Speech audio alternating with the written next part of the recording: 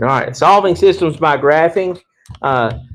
Same three scenarios can happen with solving by graphing as did with elimination or substitution. What's one of those scenarios? No solution. That's one of those. If there's no solution, that could happen with graphing. Caleb's already said it's when the lines don't cross the parallel. And then what's another option? Infinitely many solutions. Yeah, the graphs end up on top of each other, so they're touching each other in just multiple places there. And then one solution is the only other option, and that's where two lines are crossed, and they cross at one point. So that's the most common of those for this stuff. All right, so if you're going to graph equations, what form do you want them in?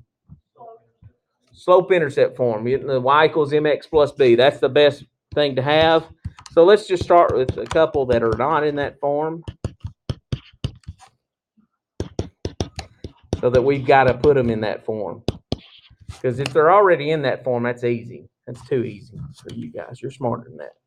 Let's start with a little tougher problem. Okay, so how do we get the top one in slope-intercept form? Add 1x.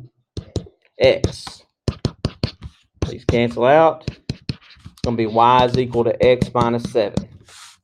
So there's one equation. Let's get the second equation equal to y. What do we do then? Subtract x. And that's going to be 4y is equal to negative x minus 8. Y is not quite by itself. What do I have to do now? Divide by 4. Yeah, you guys remember doing this. We did this stuff in chapter 3. And then we took those equations in chapter 4. We took these two boxed in equations and we graphed them. So that's what we're going to do today. So draw yourself a coordinate plane.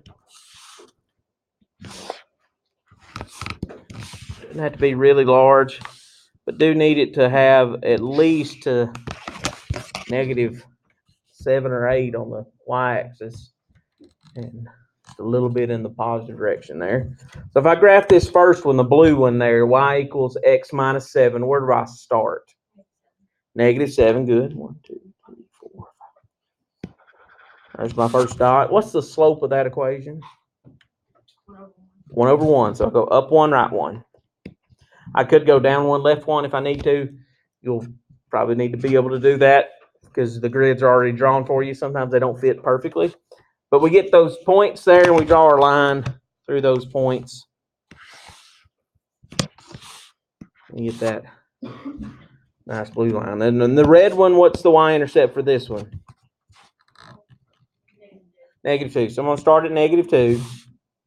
And then what direction do I go?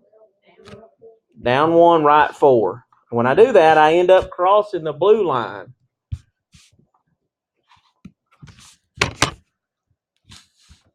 And the solution, that means that there's one solution because they cross. That solution is that ordered pair where they cross. What's that ordered pair? 4, negative 3. That's the ordered pair for the solution. Wherever they cross, that's the solution. Graphing for systems of equations works really well when they cross at nice spots like this. It's not quite as nice if they don't cross on the corners of the blocks on the graph paper. It makes it tough to estimate. It's kind of really hard to eyeball the difference between 2/5 and 1/4, because 2/5 is 0.2 and 1/4 is 0.25. If I'm eyeballing those two, it's real hard to tell the difference in those. So graphing really works well when they land at a good spot. It doesn't work so well when they don't. And that's where we would use elimination or substitution to all the ones you see today should land at good spots for us. All right, let's look at another one. Let's say we had negative 5x plus y, and then 5x plus y. Well, I didn't finish that equation. Negative 5x plus y is equal to 0. And then the second one would be 5x plus y is equal to 10. Sorry, I was screwing that all up. So again, they're not in slope-intercept form, but I'm graphing, so I need to get them there. What do I do to get the first one in slope-intercept form? Move the 5x, right? By addition this time. It's y equals 5x. Technically, it's y equals 5x plus 0. We don't ever write the plus 0. What about the second one? Subtract 5x. Or y equals negative 5x plus 10. And there's our two equations that we're going to graph on the same coordinate plane.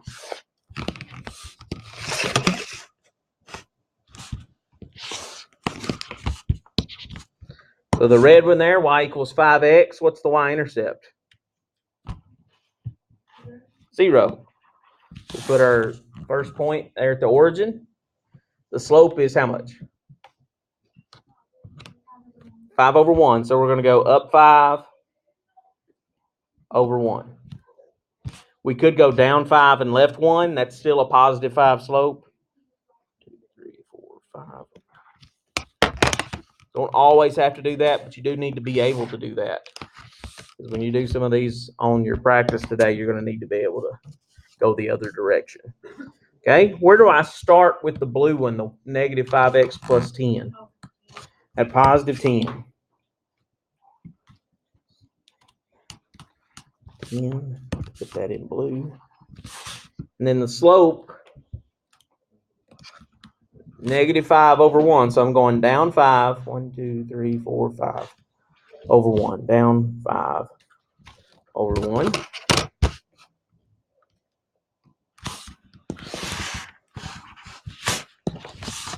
There's the solution where they cross. What's the ordered pair for that?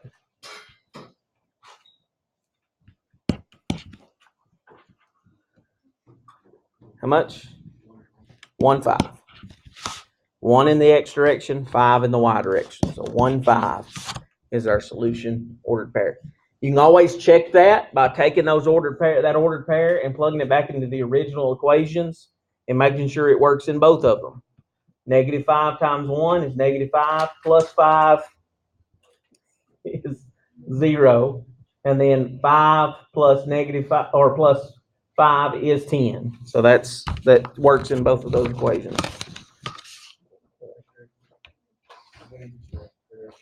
Yeah, go ahead. Take care of yourself. All right. Example C. Nice to you on this one. Y equals 1/3 x minus 7. Y equals 1/3 x plus 2.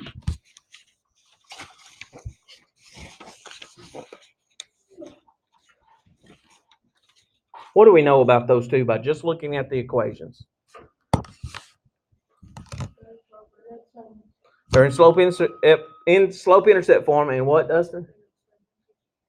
They got, what do you mean? Same, what's that really called? Slope. They've got the same slope. And if two equations have the same slope, what do we know about their lines? They're called parallel because they're the same slope. So we know before we even graph this one what's going to happen. If two lines are parallel, do they ever cross? No. So we know before we graph this that it's no solution. We're going to go ahead and graph it because we need the practice.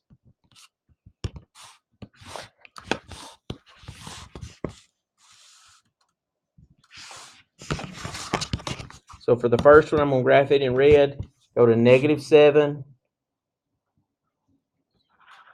Up 1 over 3. 1 over 3. Could go down 1, left 3. Draw that line. Okay. Second one, it's already in that slope-intercept form, so positive 2 is my y-intercept. Up 1 over 3, same slope. Down 1, left 3 works. Those lines are parallel. They have the same slope and different y-intercepts. There's no solution because they don't cross. Okay. We knew that before we started graphing, but still go ahead and draw that graph.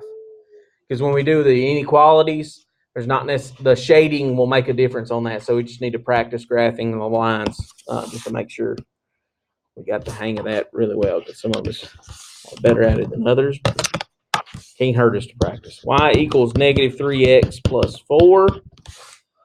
And then 6x plus 2y equals 8. So this is the last example, guys. First one's in slope-intercept form, so I don't need to do anything to it. What do I need to do to the second one? Subtract 6x. It's going to be 2y is equal to negative 6x plus 8. Then what? Divide everything by 2. If I divide everybody by 2, there's y by itself. Negative 6 divided by 2. Negative 3x. 8 divided by 2. 4. What do we know about that equation that's boxed in and the first one? Yeah, they're going to overlap. They're exactly the same equation. So what do we think that means? Infinite many solutions. It's going to be no solution is if they're parallel. They got different y-intercepts. The slopes are the same, but they're different y-intercepts. Here, the slopes and the y-intercepts are the same. So that's an infinitely many solution. We're going to go ahead and graph that. I'll show you what it looks like, because a lot of times you'll see a graph given to you and they'll ask you what solution set this means. And if you see a graph and it's drawn like this, 4, negative 3 slope, there's one of the equations. The other equation just lies right on top of it. So it's touching the infinite number of places. So you just see one line, really, is all that you see. And if that's the case, it's an infinitely many solutions.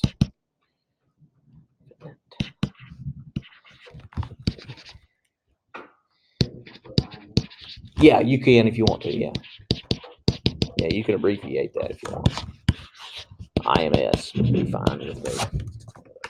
Again, no solution and infinitely many solutions don't happen very often. You know, we saw when we were doing substitution and elimination, they didn't happen very much. Just one or two per practice that we did. So they don't happen very much in the graphing either. There's not going to be a ton of those, okay? So it just takes practicing graphing. We're going to need to be able to graph lines to do the inequalities, because with inequalities, there are other ways to do it other than graphing, but graphing shows more of the answers than algebraic methods does with inequalities. So that's one of the reasons we want to be able to do it by graphing. So practicing graphing lines today is a big part of this. Your assignment is going to be this handout. No, I've got grids already on there, so you won't have to have more graph paper. I thought I'd save you a little money there. 7.1 handouts, what your assignment is going to be today. So